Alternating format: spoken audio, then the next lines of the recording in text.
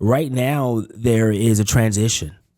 Right now we're going through a transition right now. Some individuals are retiring and saying, you know what? No, I had my years. I'm done already. Number two, some individuals are saying, you know what? I'm looking for other employment, right? And leaving the industry and maybe getting another employment job. Some individuals are doing it part-time, right? So I think that for those who continue, right? I mean, I just told you about it, 07, 06, and like what happened, wow. It's like, wow. And if you can go through the storm, right, and get through it by being persistent, by, being determined, by, saying to your consumer that you're the problem solver, right?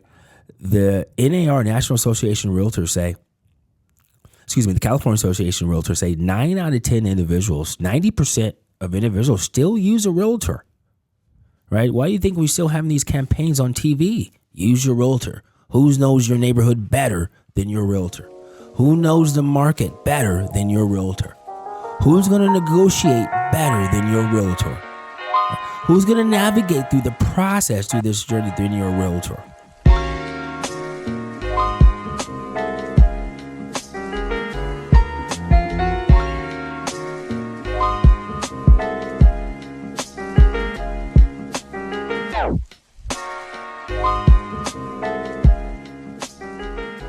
Hey there, welcome back to the Pursuit of Property podcast. Cade and I are sitting here today with a friend, a new friend, but a powerful friend. We got the president of the Fresno Association of Realtors sitting right in front of us, President Gary Carter. How are you, sir? It's incredible to be here because, first of all, I want to say thank you for, and our schedule's been conflicting and we got some B workers in the back, the D Youngs, helping us to get here.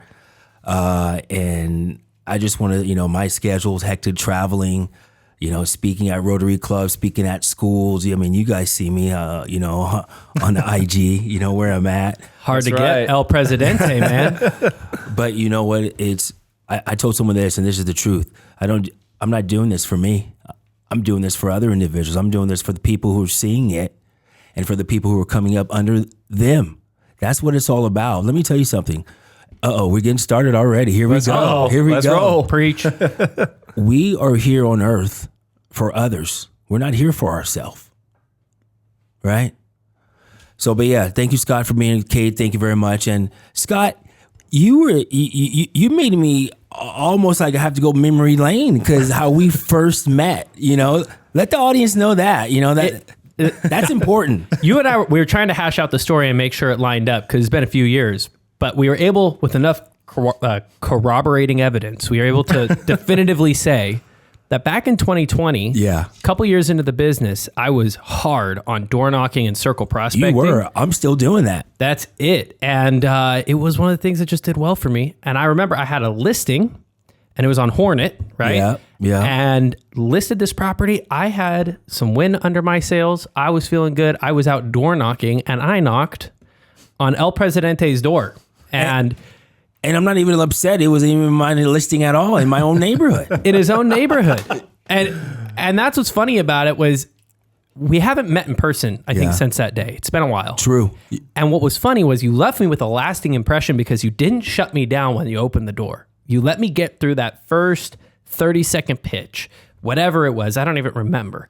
And you said, hey, man, I'm an agent too, but I love what you're doing. Go get a listing. You sent me on my way feeling good. And man, it's been years and I still reflect on that conversation. And, and I'm glad you do. And believe it or not, I mean, I follow you on IG. I mean, because isn't IG wonderful now? You may not see the individual, but you see their growth. Yeah, a little scary how much you know.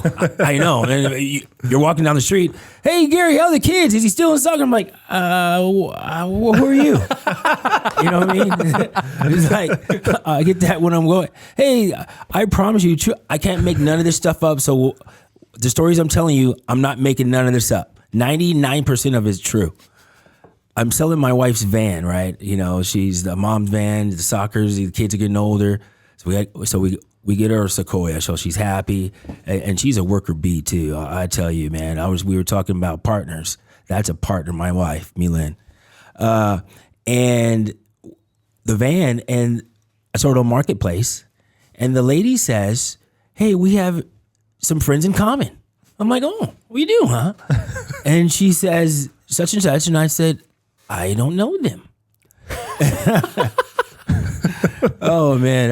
However, Friends on Facebook. You never know. Yeah, you never know. But we sold the van to her, so she's happy. It all worked out. Oh yeah, it all worked out. It all worked out. It all worked out. That's it. Well, Gary, I met you early in my career. I was just getting my feet wet, but you had been in business for a long time. How long have you been in the real estate game? Oh man, believe it or not, 2002. 2002. I was working in a nonprofit organization. I was working for Proteus. And I used to travel, Mendota, Fireball, Tranquility, all the small towns and help people get off welfare and get in. And I was a job developer. My mentor, I used to come to his office maybe once a week, and Gene Gonzalez, and and just sit down with him, and he would tell me to do certain things, right? And he said, "You know what? You are good with people. You're a people-oriented individual, and you'll be good at real estate," right? I mean, I came to Fresno State here, right? Not knowing like I could do real estate. I came, I have an undergraduate degree in liberal studies. We'll talk about this, how I got here, right? And he said, get into real estate. So I just got into real estate. I took the courses from an individual, Cynthia Champy, who used to teach courses independently, education, and I took her courses. And back then, you only need to take the real estate principles, right? That's it. Now it's principles, practice, Correct. And also Like an elective type thing. Yeah, 3. I teach it at City College. We'll talk about that too later. So back then, you could just say everyone else. So everyone, now, no, we're changing the guidelines. But so I went that route. And at that time, I was going to grad school, Fresno Pacific University, and I was going to conflict resolution, peacemaking. And I didn't know what, I remember, Alice in Wonderland comes to 2 paths. She doesn't know which path to take. Right, I'm gonna give you some analogies this morning. We take them to church. Let's go. Let's go. Yeah, Scott, believe it or not, I heard some of your other podcasts, and I was like, man, I want to be on there. And then it kept, hey, you need to be on there. Those sprinkles came, and the universe made it happen. The universe made it happen. Dude, you showed up out of nowhere. The universe made it happen,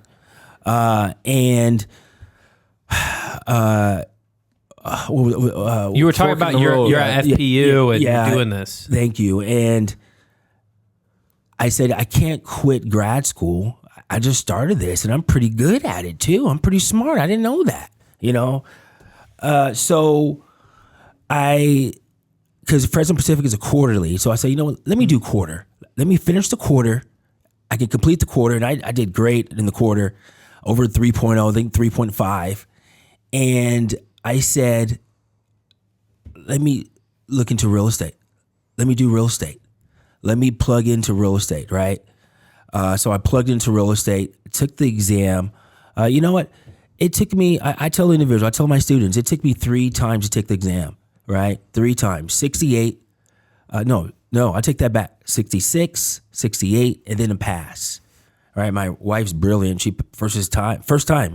Some of you guys probably don't you hate it? Don't you hate it when your wife beats you like that? First she has her master's too. You know what I mean? Fresno State. You know what I mean? Come on, man.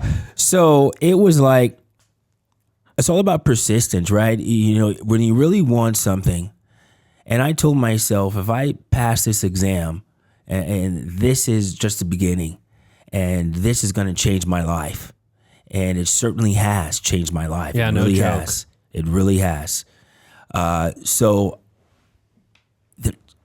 that's why to this day, it's like, I think it's my obligation to give back or to educate or to direct and that's why I'm in education, right? My undergraduate degree was liberal studies. I wanted to teach elementary kids. But the universe said, no, we want you to do something else. And then the universe said, how about these adult kids? Right? And how about these students? And I've been teaching at Fresno City College for 17 years now. And I probably got some people in your office who went through my class. Yeah, you no joke. Yeah, you know, and it's incredible when I go through the community or I see individuals. I promise, I was showing a house. I was getting a lockbox, and back then it was like 5 years ago. It was Rapid. You know, Karina, she remembers this, and I was putting the lockbox, and you know how the other realtor is waiting for you, waiting for the keys. But we got to put it back in the lockbox. Yep. Right, Scott? You got to prove that you left. Exactly. And it's not my responsibility now. That key's not mine. So she said, Mr. Carter, do you remember me? And I was like, whoa, yes, I do. And it's stories like that, right? Or stories that you hear, well, I'm here because, you know, this individual, right? Mr. Carter, but let me tell you something. I'm here because of other individuals helped me get here. That's why I'm here. Nobody does it on their own. No one does it on their own. And if you say you do it on your own, please. Yeah, good luck. Yeah, because it's challenging. It's hard out there. It really is. You know, it's a team effort that takes it. It's people that are surrounding you who are in your corner who are cheering for you, because those individuals are going to point you in the right direction. Those individuals are going to encourage you. Those individuals are going to give you wisdom, words of wisdom. Right? Those are going to feed your brain, because your brain is the most powerful muscle on your body. Right? So they're going to feed you. And we'll talk about these books later, how you know, it feed your brain. Scott, you're probably talking about I should be the motherfucking host. I'm in here. No, but, hey, excuse me, parents out there. I just, you know, Mr. Carter, you cuss. No, but this is podcast, baby. This is like, you know, anything goes. Unfiltered. Out here. Come on now. Yeah. When I heard Bo and his son, I was like, oh boy, you know, that's it. You know, I was just curious. I mean, you said 2002. I mean, look, we were very young at that time, obviously. Unfortunately, we missed the boom. We were in the first grade. But, I mean, talk about, that could not have been an easy time. You go through a run-up, 2002 to 2007. Then you have a huge economic downturn. And then you have a second run-up. And then COVID. And now you're the president. I mean, you've ran through a lot of this ladder. Up and down and up and down. Like, what's that been like? It's a cyclical cycle, they say, and, you know, and they say the longer you've been, you should go through like about 4 to 6 different turns. The longer you stay, you know, it's just really, man. I remember in 06 and 07, my personally losing some homes, right? Foreclosure, right? You know, foreclosed some homes. I almost lost my primary residence through loan. You know, we had to go through loan modifications. I mean, it was just really. You know, a lot of individuals, believe it or not, I would go into homes and there would be holes in the walls, toilets removed, ceiling fans removed, right? People would say, you know what, I'm staying in the house as long as I can, number one. Number two, and I'm taking everything I can also, because it's not my fault, it's the bank's fault, right? So it was that kind of mentality. And I remember going in homes, showing homes like that. And you know, there was always an opportunity when there was a downturn, and some individuals saw that opportunity, and it was a learning experience for myself, because I thought it would never end. Right? I'm coming in 2002, green, right, working for Guarantee Real Estate, and it was just. You know, it was 2002, 2003, and the momentum kept going in appreciation. They haven't seen this appreciation in years. And they were talking about in the 90s, you used to bring money into escrow to close the deals because the appreciation here wasn't that high. So in 2002, and 2003, and 2004, you start seeing that like crazy. So it was, for me, I had to really kind of like ask myself, do I want to continue doing this? No, I really did. Besides my wife asking me too. And it really boiled down, and I said, you know what? I want to do this as a career. I want to continue to do this. So therefore, I had to immerse myself in what I need to do about short sales. How do I learn how to do short sales? Oh, I was a king at short sales, man. Some people didn't like doing those because they're too long, too much paperwork. Right? I love talking to the bank. So see, once again, I'm a people-oriented individual. hey, John, how you doing? Case number that's right. So, and I used to work with investors who we used to go to the trustee sales and buy these trustees at the auction. So my job was to go and get the information, either the business journal or online, get the address, find out how many liens on it, find out is it the first or second, find out who are the banks on it, right? And how much is it? How much is the AR value after the fact, right? And how much rehab, including that too, right? If there's vacant or there's tenants in there, that's what my job. And then put it on back then a Microsoft Excel, send it to them and say, here are the properties. Go ahead and bid for auction this morning. Wow. Yeah. That's crazy. He's like a sales, like a deal underwriter, sales researcher, everything. No wonder a lot of people didn't like to do them. Yeah, and that's how you got through that recession. What would I tell you? I wanted to stay in the industry. I wanted a career out of this. So I had to figure out that, you know what, how do I stick around? How do I stick around? And that, and that was the most eye-opening for me because I thought I was going to eat ribeye steaks forever, right? And then I said, no, I got to eat ground beef for a little bit, for a couple of months. Hey, and anybody, just like what you were saying earlier, anybody who says that they're some self-made person in this business, not true, right? Everybody has help. Also, there's not a single person that eats ribeye every month. I mean, welcome to sales. You're going to have ground beef months, as you say. Yeah. It's just part of how it goes. That's how the cookie crumbles, really, it does. And then I was very fortunate. I got into an opportunity, Fresno City College, teaching. It was, sometimes, things happen and you don't even know the timing because timing is everything, right? Yep. So I planted this seed, a great legend, John Roberto. He was a great educator, taught at City College, and I always admired him, and he was at, Guarantee. And I always said, if there's an education opportunity, because that was my background, education, right?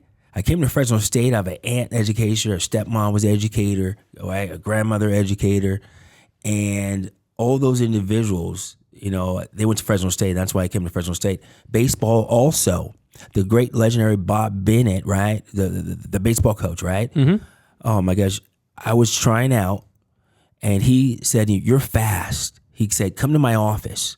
This is how it all, I'm a walk-on, by the way, too, right? So, I had to be pretty decent, guys. Yeah, you had to get recognized. Come on now, talk to me. That's a lot. And he came in his office, and the office is behind the dugout and it's sunken in. If some of you guys who listen who know that, and it's sunken in, it was pretty good. It was like pictures all over the place. He's a legendary. I was like, and he said, where you from? What high school? How many bases can you steal? I was modest. I still am to this day. I said about 7. He said, no, you can steal like 9 out of 10. But, back then, it's like when I was out of high school, the GPA was an issue there. You had to have a certain GPA. So I was like, I remember this one meeting. He says, if you don't have this GPA, you couldn't be on the team. So I was like discouraged. And, after that, I didn't play, but I did play in traveling. I did play with some semi-pros, college, collegiate. We traveled to Arizona. So the universe, let me tell you about the universe, will still supply if you're searching it out there for it. The universe will supply it for you. I'm giving you some examples right now. This whole podcast, I told these guys here, we're going to have some fun, because this is, I'm just shooting facts out here. I'm just sharing what I love to do and inspire and empower. And you're talking to a kid that was born in Dr. Martin Luther King Hospital in Watts, right? So right there, the percentages of me getting out of there is not really high. However, my dad was smart enough to get me out of there when I was 3 and moved me to the Bay Area, right? Where I went to Oakland, Hayward, Fremont, Union City. I was raised in Union City. That's the best area a kid can go up in, I guess, the suburbs, right? And you talk about middle class family, right? You go grocery shopping once a month, and you think the kids around you are doing better. My best friend was Polish, Galuski, right? Gary's here, Christopher. Gary's here. I remember that like it was yesterday, right? That's my best friend, man. R.I.P. Chris. And I got another buddy, and these were all different nationalities: Black family, Caucasian family, Polish. I had another friend. He was not Hispanic, but it was. I had some Hispanic. It was because she used to make some good. Oh my gosh, I'll remember it later. But I remember eating good food over there also, and it was this other nationalities that really exposed me on a diverse group of individuals, right? And appreciate different ethnicities, different dialogues, right? Asian especially too. If you guys know we're Union City, that's right. Yes, sir. And I come here to Fresno in 1993. You guys were probably like 4 years old, maybe. No, we weren't even in the Not picture. born yet. Wow. Neither of us were even a thought in that 93. Yep. Man, I am, aging myself, but that's okay though. High school, 93, and I come here and it's a totally different environment, right? It's a totally different environment. But once again, how are you going to see it? How are you going to perceive it?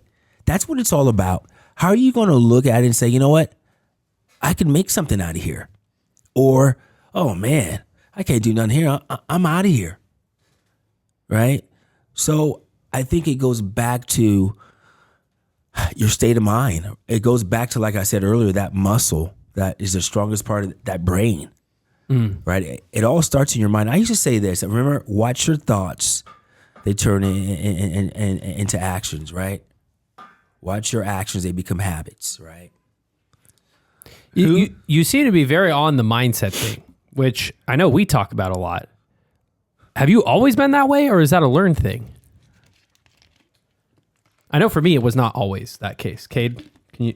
Yeah, no, not a just pick up and run and go with it. Yeah. You know what? I think that it wasn't always that the case, but sometimes, you don't get the positive reinforcement when you're growing up, right? So this is my first book when I came to Fresno State, my first year. And I was like, you know what? If no one's going to tell you that you're smart, that you can do it, that you're articulate, that you're a problem solver, right? Which we all are in this business. And we have to remind ourselves that, especially now. We'll talk about that a little bit later also. And especially now, to remind our consumer what we do every single day. Especially, we were just talking about, Scott and I were about the new contract. Has it been out? But going back to this book, Total Self-Confidence by Dr. Robert Anthony. It was just like, I don't know, this book here just, I got a couple, Dang, look at that. I think it was, to answer your question, it was learned. It had, and it had to be recognized though, so you can like turn it on and say, you know what? I need some ammunition for that too, because what do they say? Like negative in, negative out, right? Positive in, positive out, right? So I think it was learned. And I think it's just patterns to kind of, my mentor used to say, once you build the muscle, you just have to once the muscle's there, now you just have to just trim it up. The muscle's there, so all you have to do is just trim it up. Right, trimming up but you got to put in the work. You got to put in the work though, and that's what a lot of people miss. They see the end result, right, and they see the beginning, but a lot of people. I tell my students, life is not from A to Z. A lot of people, what happened to the middle part? What happened to rolling up your sleeves? Come on, man. My first job was when I was 12 years old, man.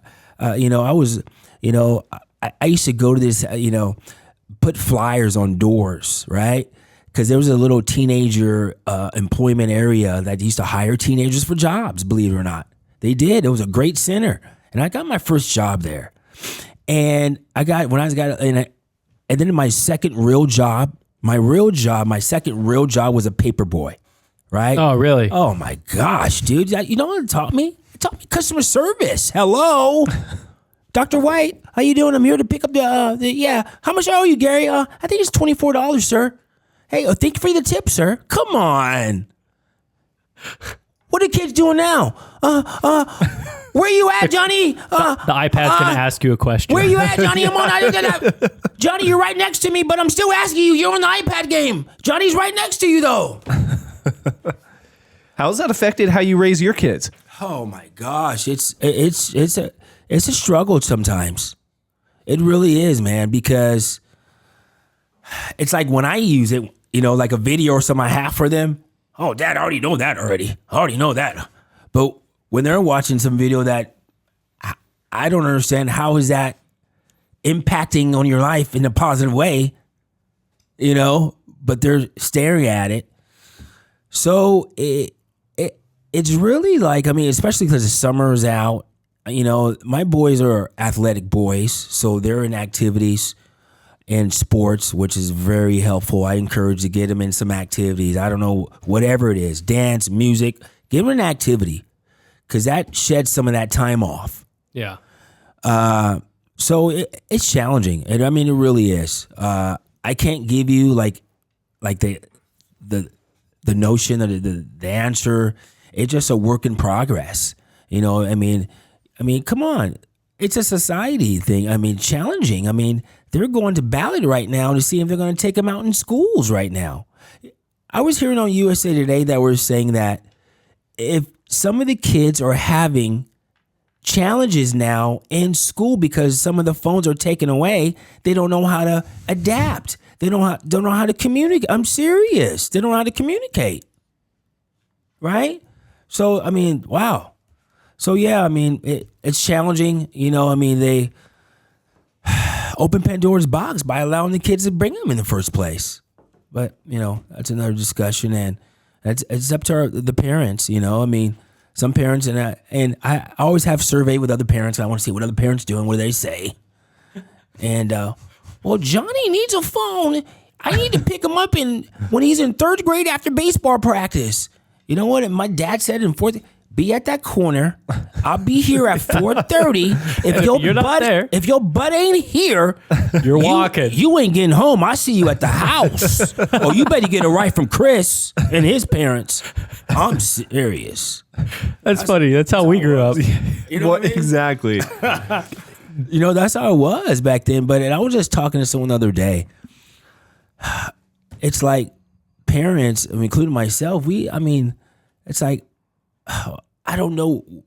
We want to make it better for the kids, but sometimes it's like I ask myself, like, I shouldn't have to ask you to take out the trash out. You sure already know how to take it. This is full. Take it out already. And sometimes you have to do things to show the kids. You just have to do it. And I like to do it and say it. Oh, I got to take out the trash again. I'm the only one doing. I like to do it and say it, so they can stop. I got it, Dad. I got it. Now you got it. Now you got it. So, Gary, we do a lot of, and we haven't had one recently, but a lot of our podcast episodes, we used to do a lot of book reviews. Yeah. I know you shared this first book that was very, very impactful. What else do you got here on the table? This is, what is this? The Greatest Salesman in the World, Augmentino. This is a pretty good book too. This just talks about just a little simplistic things, leaving a business card when you're having dinner or having lunch with the waiter, regardless if they need to buy or sell, just you're leaving a tip, leave your business card, right? Small things of that nature. What is this? This is Until Today by Yolanda Yance. This is like daily devotions, and this stuff I told you earlier about like building that muscle. This helped me build that muscle, right? And so how to say, I'm going to wake up at yoga at 5:15 in the morning. I'm building that muscle. If I say that to myself, I'm teaching my boys this accountability. And this is very important because a lot of times we say things to ourselves, but we don't follow through with ourselves. However, but we'll be accountable to Jack and Jill, right? But why can't we be accountable to ourselves? Let's be accountable to ourselves first, and then I can be accountable to Jack and Jill, right? And so that mindset has helped me for my yoga. It has helped me for the hot works, I do. And I think exercising helps out too, and we can talk a little bit about that. But, here's a quote I have. You create who you are. You either can do it or you don't want to do it. Right? I love quotes. I have this little quote book that I just write different quotes in. Here's another one. And this is from, this is 4/8/08, my birthday, by the way. For another April birthday. Aries, baby. For your everyday success. This is 2008. This is a while ago. And this is just stuff, you determine who you believe is possible and then change. I read the whole, just little stuff like this will help. Just slow down and enjoy it all, right? Just little inspiration things. Have you thought about the fact that you are the sum total of all your choices up until this moment, right? One more. I know I have something probably that's my favorite in here. Oh, here it is. I told you I had one of my favorites in here. It is. Here it is. The person, see, this is one of my favorites. The person looking back at you in the mirror is the one you have to answer to every day. And then I have my favorite, the richest man in Babylon, George S. Clason. Oh, this is a classic right here, man. This teaches about money. This teaches about what do you do when you get some chalupa, some cash? Who does it go to first, right? Debt and all that stuff too. This is great, and he doesn't have a lot, dude. He doesn't, but you know what?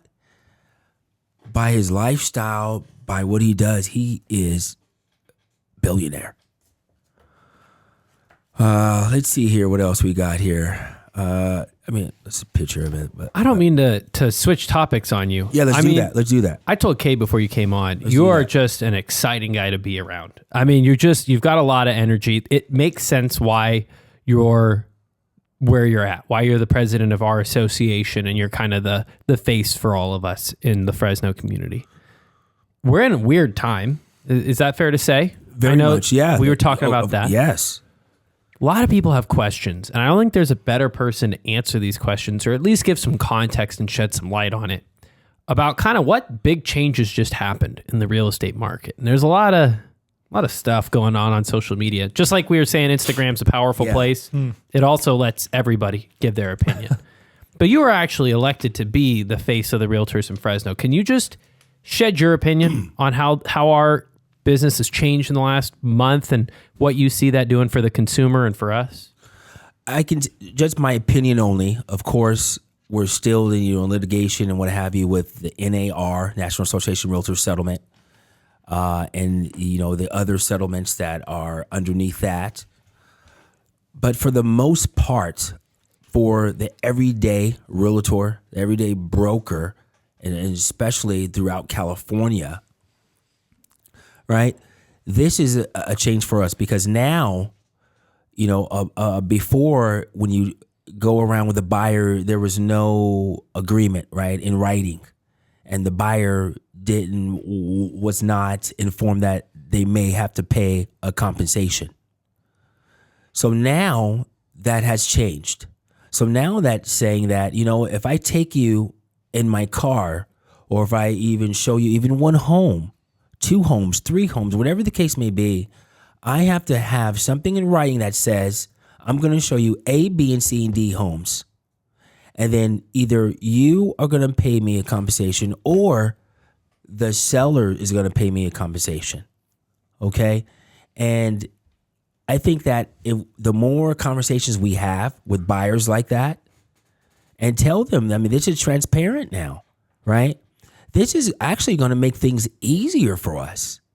I do believe, because it's more transparent now, and now it's more communication, right? It's more communication to the buyer. It's more communication to the seller. And most importantly, it's more communication through the realtor family, right?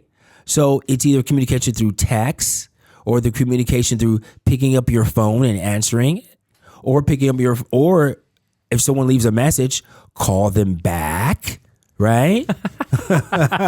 Some people need to learn that skill. So, I mean, and I think the more that people grasp onto that new concept, that's how it's going to be, the new business model. The more then, I think that the more that it will be, it will be like business back to normal. This is just going to feel like normal. No, in it a little is. time. Because normal. right now, the new normal, exactly. Right now, there is a transition. Right now, we're going through a transition right now. Some individuals are retiring and saying, you know what? No, I had my years. I'm done already. Number two, some individuals are saying, you know what? I'm looking for other employment, right? And leaving the industry and maybe getting another employment job. Some individuals are doing it part-time, right?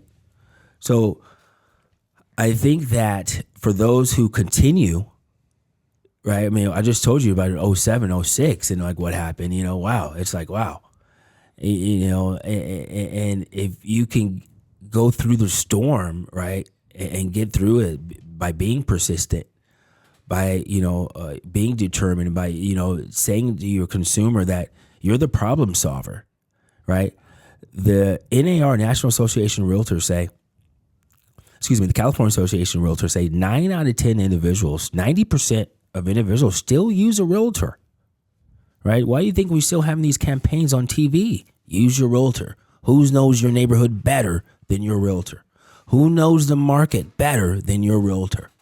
Who's going to negotiate better than your realtor? Right? Who's going to navigate through the process, through this journey, than your realtor? And then going on the selling side of it, I was just talking to a seller this morning, matter of fact, a listing that we're going to have coming up in Clovis. She tried it on her own, right? She tried it on her own, one of those sites. I mean, you can't force people. Hey, go right ahead, because you know what I'm going to do? And I kept following up with her. How is it going? Oh, we may have an offer. Well, try this. Ask for, and I'm helping her, giving her advice, right? And I say, you know what? If things don't go right, and I send her a text, hey, I hope you sold it, but if you haven't, then here's what we need to do. We need to start doing this. We need to start marketing. We need to start putting it on the market now. Summer's over. Now we're getting into the fall season. And I talked to them this morning. She said, yeah, Gary, let's move forward. She canceled with, I don't know, I'm not going to say the site, one of those sites. And so that's done. She had to pay a small fee, but not, large as she thought it would be. But anyhow, we're going to go that direction. And I had to explain to her, and she knows, the consumer knows. Buyers and sellers, they know. They read, right? They hear, right? You know how bad news travels fast. Yeah. So, and she was asking those questions. I said, I'm glad you're asking, because this is a time to be transparent now. So here's how it breaks down. You're only paying my brokerage now an X amount, right? And for the buyer, if there's an agent involved, yes, we may have to pay some concessions and compensation. What was the difference between the two, Gary? What concessions? Closing costs, down payment, maybe paint, whatever needed. Compensation is what that agent is needing to do their job, and they're bringing you the offer. Because the bottom line is, not to interrupt, Scott, the buyer is still bringing in the deal.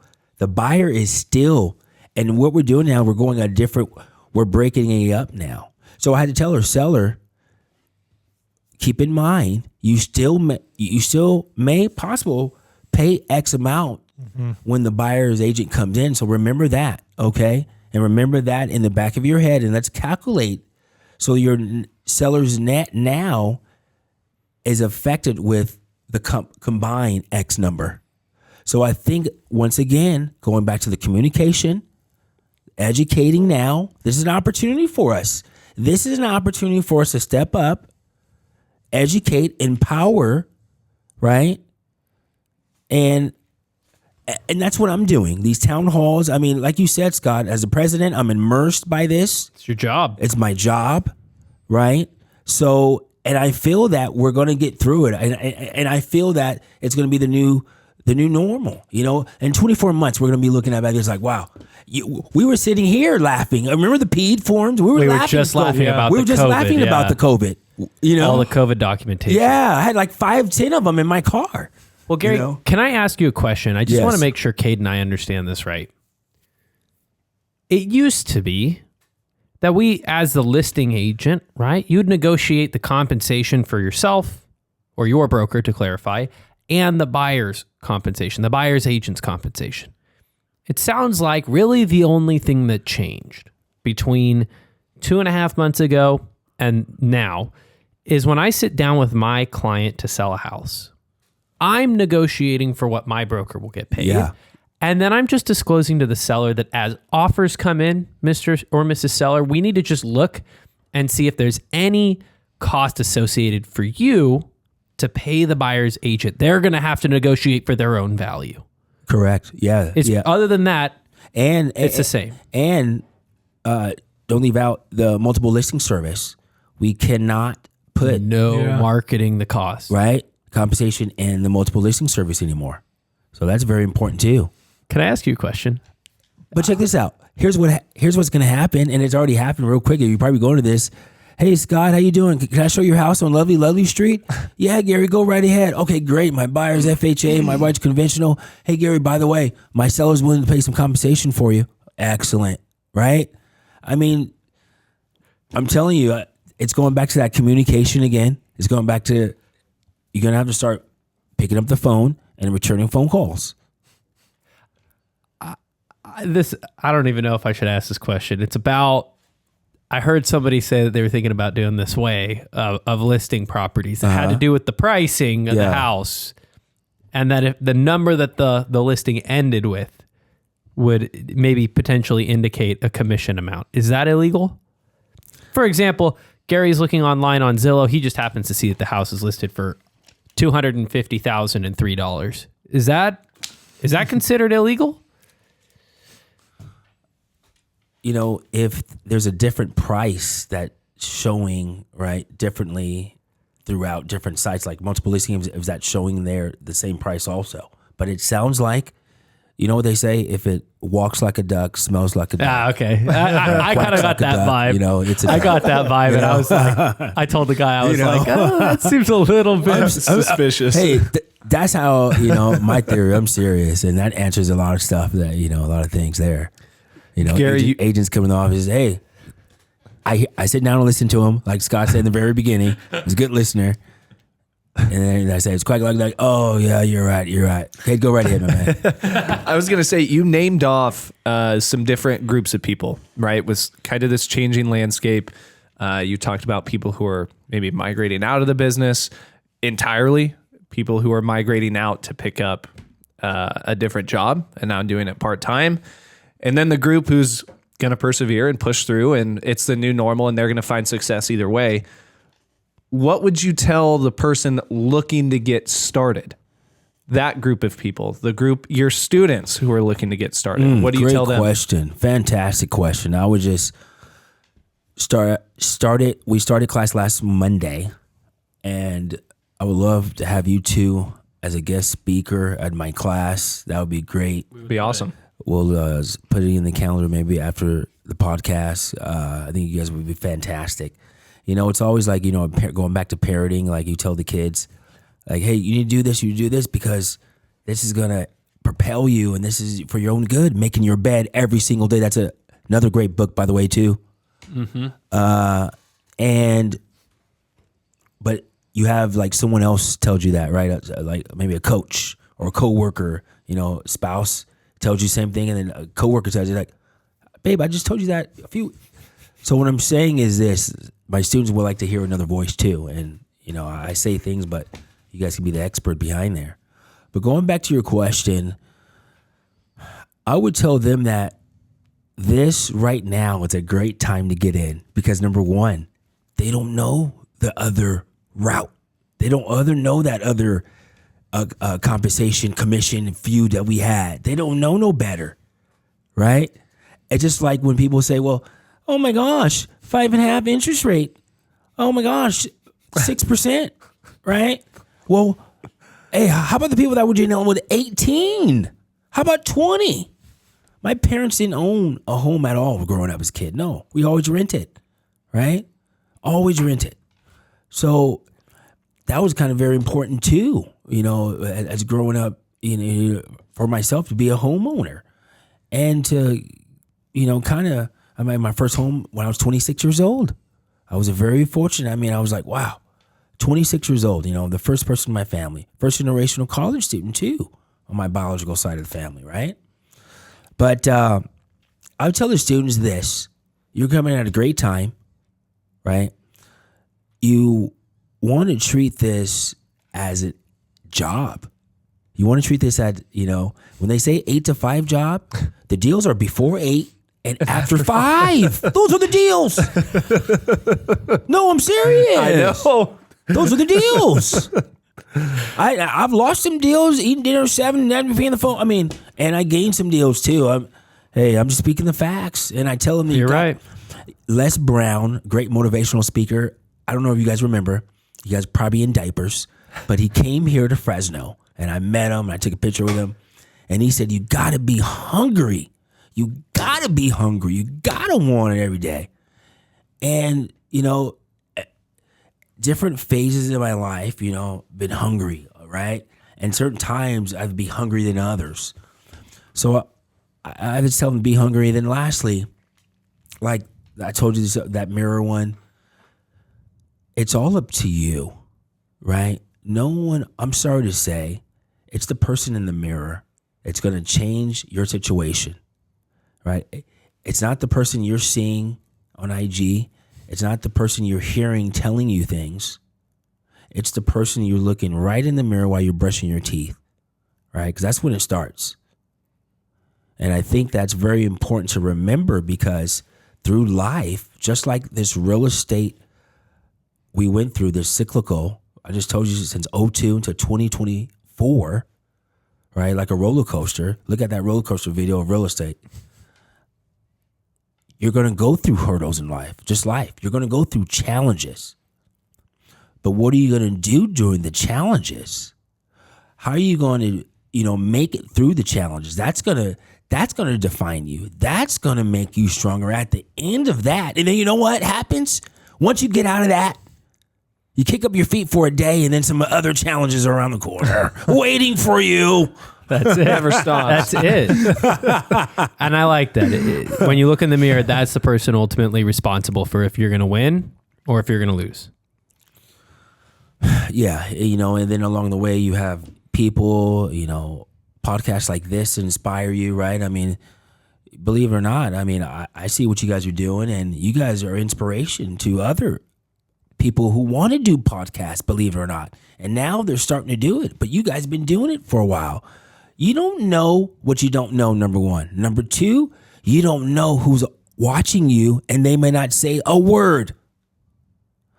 I know that personally. A lot of individuals look at me and sometimes either envy, I hope not,